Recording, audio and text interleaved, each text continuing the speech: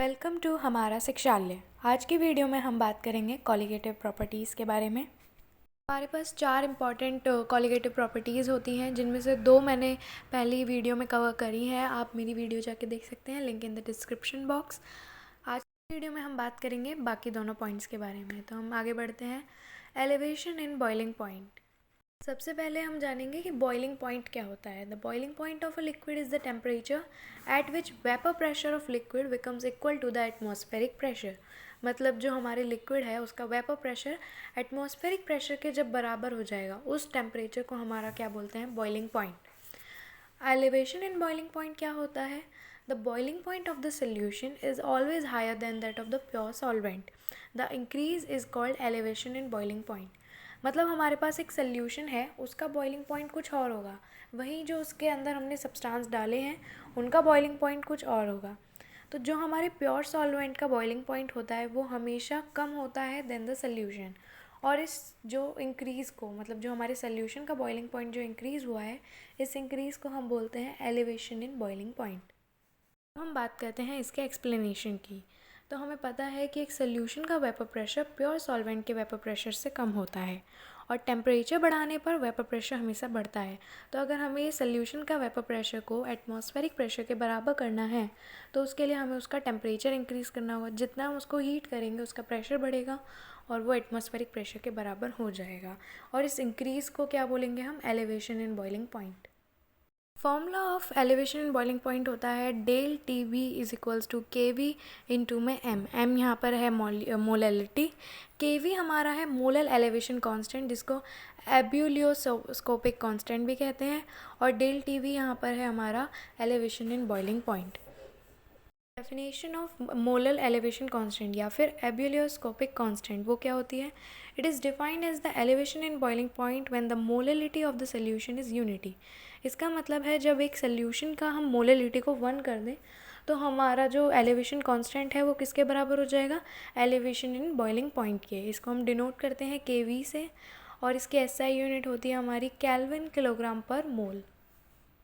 अब हम इसको एक ग्राफ की मदद से समझते हैं। तो हमने एक ग्राफ बनाया है वेपर प्रेशर और टेम्परेचर के बीच में, जिसमें हमारे पास 2 कर्व्स हमें दिख रही हैं, एक ए बी है और एक सी डी है। ए बी कर्व हमारी वेपर प्रेशर ऑफ सॉल्वेंट को डिफ़ाइन कर रही है और सी डी हमारी वेपर प्रेशर ऑफ सोल्यूशन को डिफ़ाइन कर रही है।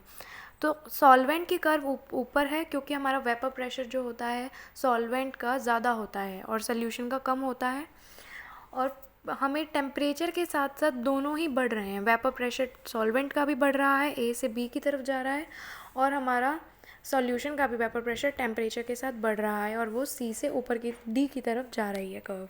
अब जिस टेम्परेचर पर हमारे जो वेपर प्रेशर हैं सॉल्वेंट और सोल्यूशन के वो एटमॉस्फेरिक प्रेशर के बराबर हो जाएंगे, उनको हमने नेम कर दिया है टी बी और टी नॉट बी। हमें पता है टी बी ज़्यादा होगा क्योंकि टी बी सोल्यूशन का है और टी नॉट बी हमारा सॉल्वेंट का है। और जो ये डिफरेंस है हमारा टी बी और टी नॉट बी के बीच में, इसी को हम बोलते हैं एलिवेशन इन बॉइलिंग पॉइंट। हम बात करते हैं डेरिवेशन की।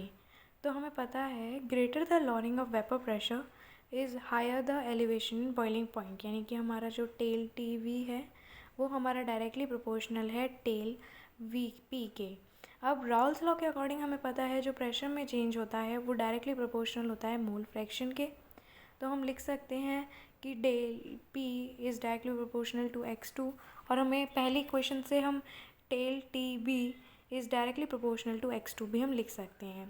प्रोपोर्शनलिटी का साइन अगर हम हटाएंगे तो आ जाएगा के यहाँ पर एक कांस्टेंट टर्म है, x2 हमारा है यहाँ पे मोल फ्रैक्शन। इसको अगर हम लिखेंगे तो ये लिख सकते हैं n2 divided by n1 plus n2। अब अगर हमारा n2 बहुत ज़्यादा स्मॉल है n1 से, या फिर डाइल्यूट सोल्यूशन है, तो हम n2 को नेग्लेक्ट कर सकते हैं। तो हमारे पास x2 आ जाएगा n2 अपॉन में n1। अब x2 की वैल्यू हम ऊपर वाले फॉर्मूले में पुट करेंगे। वैल्यू पुट करने का तो हमारे पास फाइनल इक्वेशन आती है कि del T V is equals to K n2 upon में n1। हमें पता है मोल्स होते हैं वेट अपॉन मॉलिकुलर मास।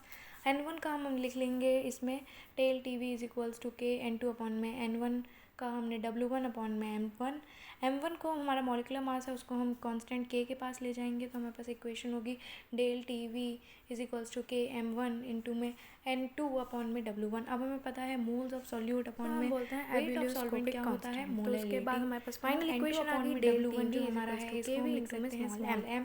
तो हमारे पास फाइनल इक्वेशन आ जाएगी del TP = Km1 इंटू में स्मॉल m।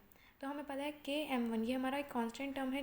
आगे अब नेक्स्ट टॉपिक हमारा है डिप्रेशन इन फ्रीजिंग पॉइंट, जिसमें हमें पहले जानना होगा फ्रीजिंग पॉइंट क्या होता है। फ्रीजिंग पॉइंट वो होता है जिसमें जो सॉलिड और लिक्विड का हमारा वेपर प्रेशर है वो सेम हो जाए, या वो टेम्परेचर है जिसमें सॉलिड और लिक्विड फॉर्म हमारी किसी सब्सटेंस की इक्विलिब्रियम में आ जाए। डिप्रेशन इन फ्रीजिंग पॉइंट होता है the freezing point of the solution is always lower than the pure solvent, the decrease is called depression in freezing point. कि हमारे जो सोल्यूशन का फ्रीजिंग पॉइंट है वो हमेशा प्योर सॉल्वेंट से कम होगा, तो ये जो डिक्रीज़ है इसको हम बोलते हैं डिप्रेशन इन फ्रीजिंग पॉइंट। इसकी हम एक्सप्लेनेशन की बात करें तो हमें पता है कि वेपर प्रेशर किसी भी सोल्यूशन का कम होता है than that of pure solvent, और हमें अभी हमने पढ़ा कि फ्रीजिंग पॉइंट पर जो सॉलिड लिक्विड का वेपर प्रेशर है वो हमारा क्या हो जाता है, इक्वल हो जाता है। तो अब अगर हमें ऐसी सिचुएशन है जिसमें वेपर प्रेशर सोल्यूशन का कम है, तो हमें उसका अगर बराबर करना है तो हम क्या करेंगे, उसका टेम्परेचर ऑफ कोर्स लोअर करेंगे, और इसी लोअर को हम क्या बोलते हैं, डिप्रेशन इन फ्रीजिंग पॉइंट। फार्मूले की बात करें तो इसका फॉर्मूला होता है del TF = KF इंटू में स्मॉल m मोलैलिटी है, KF यहाँ पर क्रायोस्कोपिक कांस्टेंट या फिर मोलर डिप्रेशन कांस्टेंट भी हम कहते हैं वो है, और del TF हमारा डिप्रेशन इन फ्रीजिंग पॉइंट है। डेफिनेशन की बात करें तो molar depression constant is defined as the depression in freezing point when the molality of the solution is unity. अगर किसी सोल्यूशन की मोलैलिटी 1 कर दें तो हमारा उसका डिप्रेशन इन फ्रीजिंग पॉइंट किसके बराबर हो जाएगा, डिप्रेशन कांस्टेंट के। इसको डिनोट करते हैं KF से, और इसकी SI यूनिट होती है केल्विन किलोग्राम पर मोल। अब हम इसको ग्राफ की मदद से समझते हैं डिप्रेशन इन फ्रीजिंग पॉइंट को, जिसमें हमें बताया है कि कूल करने पे जो वेपर प्रेशर है लिक्विड सॉल्वेंट का वो डिक्रीज़ होता है। तो हमारे पास एक कर्व है AB, और दूसरी कर्व जो हमारे उसके नीचे है वो है DE सोल्यूशन की है और AB हमारी सॉल्वेंट की है। और जैसे जैसे हमारा टेम्परेचर कम हो रहा है ग्राफ और ज़्यादा डिक्लाइन हो रहा है, जो हमारा B to C जा रहा है, और B हमारा पॉइंट है इक्विलिब्रियम, जिसका मतलब है ये हमारा एक फ्रीजिंग पॉइंट है। TF और TF0 यहाँ टेम्परेचर्स हैं, और जो इनके बीच में डिफरेंस है वो हमारा क्या है, depression in freezing point. Derivation depression in freezing point का सेम बॉइलिंग पॉइंट की तरह ही है। Application depression in freezing point की 2 होती हैं, in making anti freeze solution और in melting of ice on the road. जैसे हमने देखा होगा रोड पे जब बर्फ़ जम जाती है वहाँ पर उस आइस को पिघलाने के लिए नमक छिड़का जाता है। अब हम बात करते हैं हमारे last topic abnormal molecular mass की। जब भी हम किसी सब्सटेंस का मॉलिक्यूलर मास निकालते हैं कॉलिगेटिव प्रॉपर्टीज़ को यूज़ करके, तो उसका जो हमारा मॉलिक्यूलर मास आता है वो थियोरेटिकल से डिफरेंट आता है, और इसी चीज़ को हम बोलते हैं एबनॉर्मल मॉलिक्यूलर मास। एक हमारे पास होता है वॉन्ट ऑफ फैक्टर, जिसको हम I से डिनोट करते हैं। इसका फॉर्मूला होता है experimental value of colligative property divided by calculative value of colligative property. इसका एक और फॉर्मूला है I = normal molecular mass divided by abnormal molecular mass. इसकी कोई SI यूनिट नहीं होती है। वॉन्ट ऑफ फैक्टर को ध्यान में रखते हुए हर कॉलिगेटिव प्रॉपर्टी में कुछ मॉडिफिकेशन हुआ है उसके एक्सप्रेशन में, shown in the picture. Thanks for watching this video.